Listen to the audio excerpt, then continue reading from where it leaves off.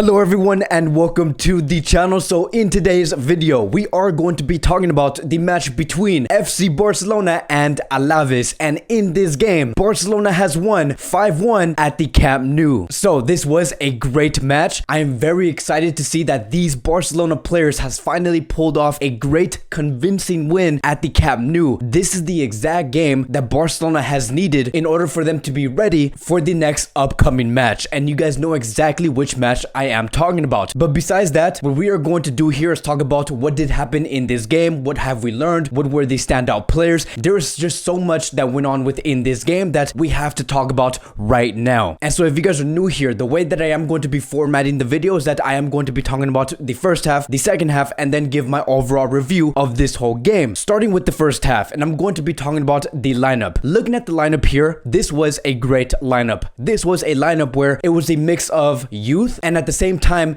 being competitive on the field. That was Koeman's goal up against Alaves, is that he wanted to rotate many players but also get a very great result. And one of the standout players that was very surprising to see within this starting 11 was Moriba and Puig. Two players where we would have never thought they were going to be starting in a starting 11 in this season, but we have seen Puig and Moriba start. There were many times where we have seen Moriba train with the first team and we were always asking, when was he going to be debuting in the first team? When was he going to start in a starting 11 alongside Lionel Messi, Frenkie de Jong, and many other great players? But I do believe that Koeman always had Moriba in mind, that he was eventually going to use this player through this season because he knew that this was going to be a season where it was going to be very congested. He knew exactly why Moriba was going to be training in the first team. It was because he wanted him to be prepared in case he ever did need him. And we did need him, fortunately, in today's match. And we also did see Trincao start within the starting 11, a player that we do want to see play up against these type of teams, like against Alaves, Huesca, Levante, because Trincao is a quality player. He just needs time, and in this game he has been given time, and man, did he make it count. So now going into the first half, and one thing was very clear: Barcelona formed in a 3-5-2 when attacking, and they formed into a 4-4-2 when they wanted to defend, and it was a very tactical game. Alaves wanted to bring their game towards the Camp Nou, and they did a very good job at doing so. And within the first minute to 20 minutes of the first half, three players really stood out within that time frame, and that was Moriba, Puig, and Trincao. Three youngsters who are very eager to make their mark under Ronald Koeman's Barcelona. Starting with Moriba, I do think that Moriba has shown to be a player where he can be very secure on the ball. Like if you were to give him the ball, he would make the right decisions. And one of the most interesting things that I have seen about Moriba's role as a interior was that he did take the spot of Frenkie de Jong and actually started to reflect the exact same movements on what Frenkie de Jong has been doing in the past 8 to 10 games. Meaning Moriba was always looking for those open spaces between the center backs in order for him to run into the box to look for either a header or arrive just in time in order for him to take a shot. Moriba was very calculated at that, and he did very solid on trying to implement those type of duties. And one of the greatest things that really does help him when it comes to Moriba taking on the role of Frenkie de Jong was his physique and his height. Those are two qualities where it's going to greatly help you in terms of trying to always be there on time to receive the ball, to score a goal, or to provide an assist. And let me tell you, if he's going to really be given that role and you combine that with Moriba timing his runs perfectly, which is going to be something very important in his game, he is going to be a complete monster of a player within Barcelona's midfield. And then we move on to Puig. We continue to see that Puig does have the DNA of Barcelona. Every time he is on the field, he is always going to make it count. The way that he likes to switch the ball very quickly, make those horizontal passes, restart the play of Barcelona, and look for those open spaces on either side of the pitch, it is something that Barcelona really do need, because Puig is that player that truly does understand when to switch up the play. And we have also seen Puig try to find Moriba inside the box. Again, Moriba was making those runs inside the box, looking for those open spaces, and Puig was trying to be that distributor on the ball. And that is what makes Barcelona so fascinating, is that these two players, Moriba and Puig, they understood their roles. They knew immediately and exactly what to do on the field, regardless if that was their debut or that was their first season where they have been playing very consistently. And so I do applaud and praise Ronald Koeman for doing so, for bringing in these two youngsters and having them understand their roles at the very beginning. And then I want to move on to Francisco Trincao. This is a youngster that was held the biggest responsibility within the first half, even though Barcelona were playing extremely well on that left side, and we have seen Barcelona dominate the midfield. Barcelona Barcelona still needed a player where that player can take on players and then provide either an assist or a goal. A very pacey right winger that can be very lethal. And so Barcelona were counting on Trincao to perform very well. And surprisingly, we have seen Francisco Trincao perform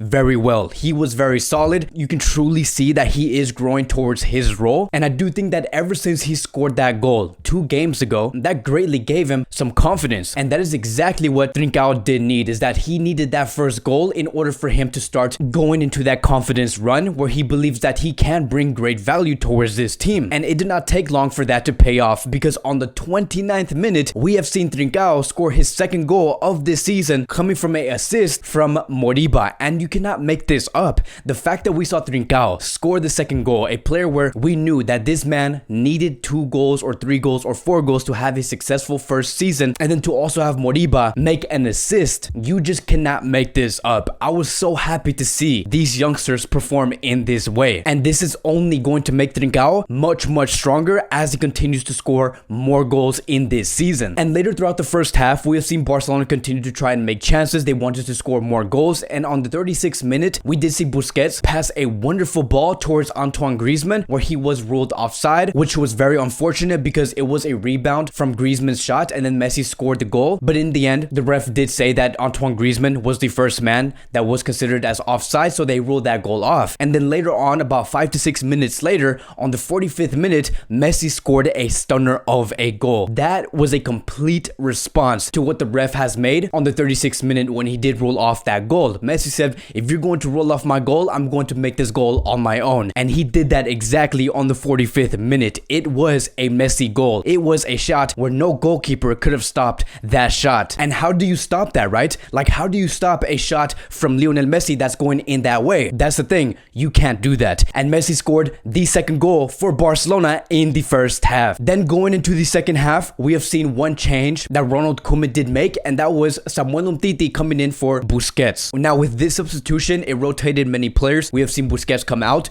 Umtiti playing as a center back, and Frenkie de Jong playing as the central defensive midfielder alongside Moriba and Riqui Puig. Yes, that was the midfield. It was Riqui Puig, Moriba, and Frenkie de Jong. You can clearly see that Koeman wanted to see a more advanced Barcelona, and we created chances as we went through the second half. Barcelona were actually playing very well, and I'm going to hop off this timeline from the second half. I'm not going to go in order from here now on. I do want to talk about just my overall review of the second half and then talk about the game right after. Here's the thing about Barcelona right now. Barcelona really give that impression that they can create chances. That does exist in Barcelona. They're actually one of the best teams in terms of creating chances in Europe within the top 5 leagues. But the fact that within those first 15 to 20 minutes of the second half, seeing the amount of chances they have created and then seeing that none of those chances went on to be a goal was completely ridiculous. Many were asking and wondering, when is a third goal going to come in? Because within those first 15 to 20 minutes of the second half, we have seen 4 big plays play out. One of them was between Moriba, Riqui Puig, and then Messi was trying to take a shot, and it did not end up as a goal. The second play was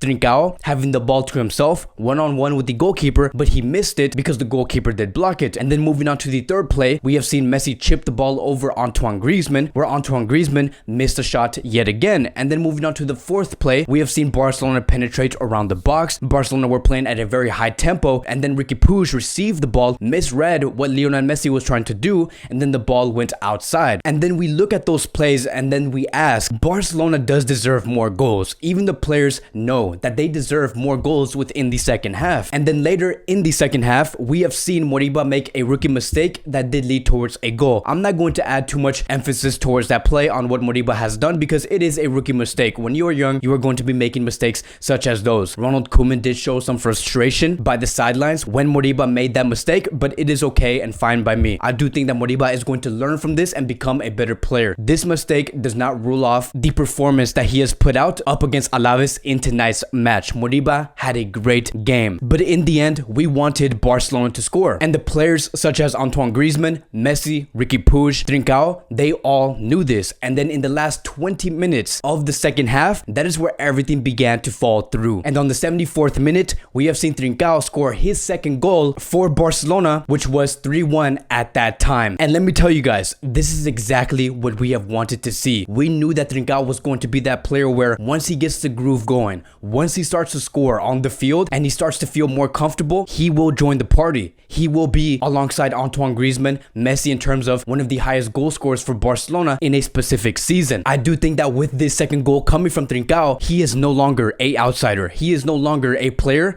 where we can say that this player needs more minutes in order to improve as a player and score goals. Trincao will make those minutes count. Whatever minutes he's going to be given later throughout this season by Koeman, Trincao is going to make it count, and he is going to find that goal and show why he is a quality player. So props to Trincao for scoring 2 goals up against Alaves. I only expect more goals for Trincao as we continue to play more games. And then fast forward in the 75th minute, about a minute later, Lionel Messi scored from outside the box. And again, this was a Messi goal. This was a goal where we haven't seen Messi score this type of goal in a very, very long time. And you can see, right, you can get a sense that with the type of goal that Messi has scored up against Alaves, it is a statement. This was not just a goal. It was a statement to the world and to the media to say that we are ready. Messi, Griezmann, Trincao, Dembele, Pedri, Ricky Puig, these players are ready. And the one player that does want to lead this team towards a game like against PSG on Tuesday night, it is going to be Lionel Messi. Because again, Messi has not been in this way and has not performed in this way in a very long time. And the groove is going. The tempo of Lionel Messi himself is running extremely strong. And Barcelona as a whole, they do want to be ready. And then fast forward towards the 80th minute, we have seen Barcelona finally solidify this game and made a game over for Alaves